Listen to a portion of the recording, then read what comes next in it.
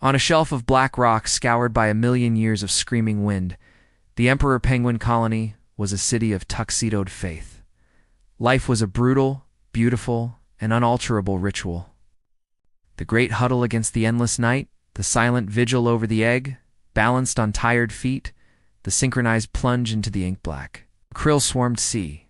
These were the articles of a creed written in ice and instinct. Among the thousands, one chick was hatched a beat behind. He was given no name by the narrative of the colony, but for the sake of the story, we may call him Ping. From his first peck at the world, Ping was out of rhythm. When the cortege of fluffy chicks jostled for the regurgitated feast from a returning parent, Ping was often at the back, his small beak gaping at empty air. He learned to walk later, his waddle more of a precarious, thoughtful teeter than the robust toddle of his peers. This discordance only deepened as he grew into his juvenile plumage. The great drills for hunting were a symphony of purpose.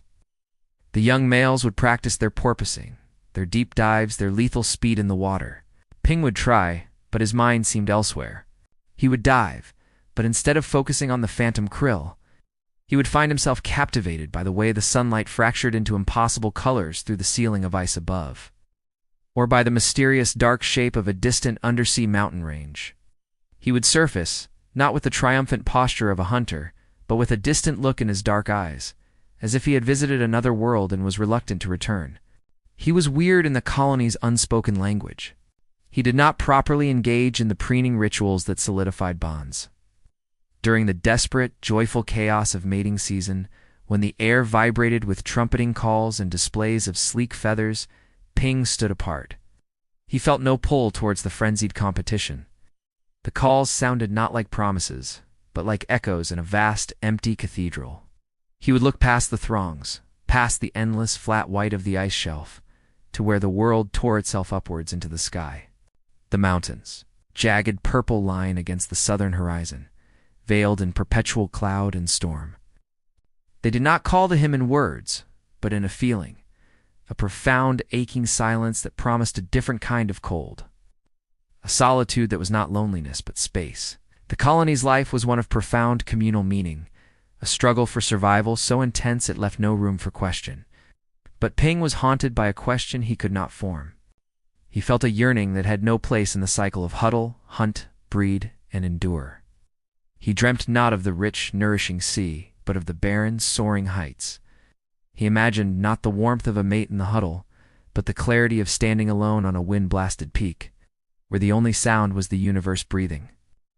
One day, as the colony began its long, laborious march towards the sea ice edge for the season's feeding, Ping simply stopped.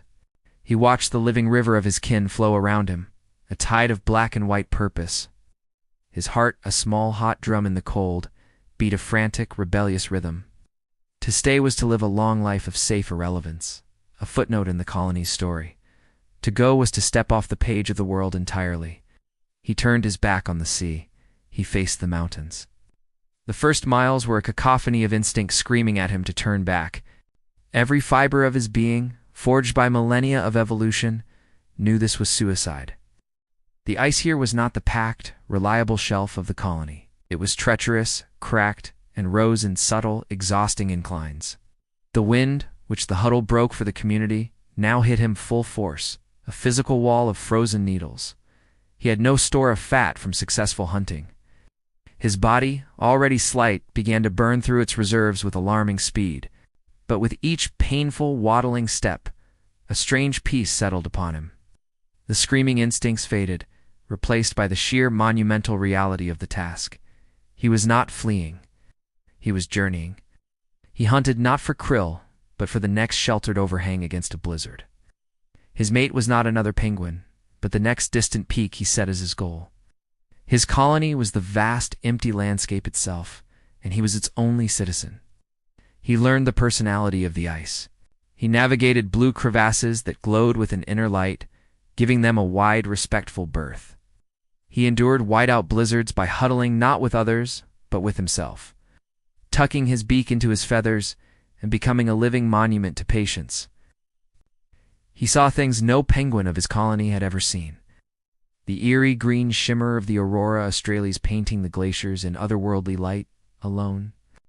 Ancient skua that circled him once saw his determined pace and left him alone, as if recognizing a different kind of creature. The mountains, which had seemed a purple line, grew into terrifying, magnificent giants. He climbed not with grace, but with a relentless, clumsy persistence.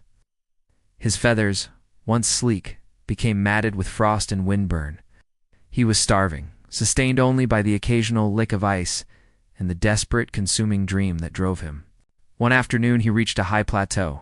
Before him the world fell away into a series of glacial valleys and razor-edged ridges that stretched into infinity.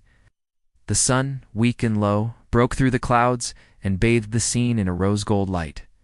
Ping stopped. He did not trumpet. He did not dance.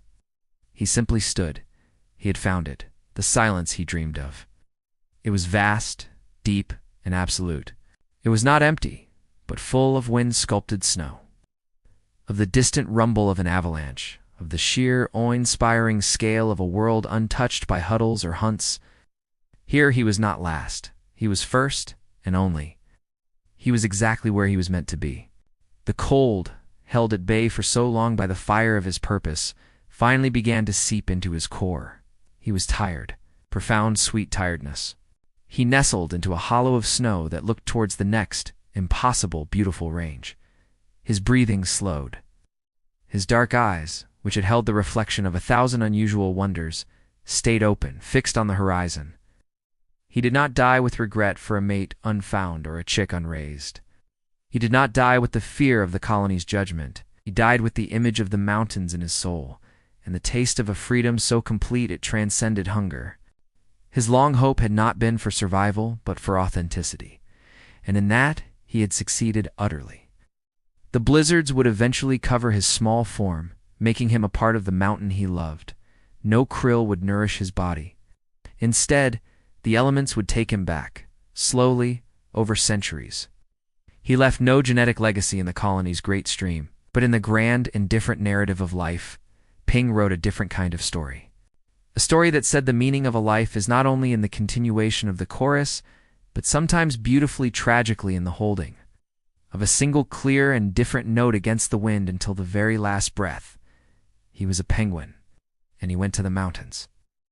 And in that simple, impossible fact, there exists a poetry that can, if we let it, break our hearts and teach us about the quiet, desperate courage of a dream.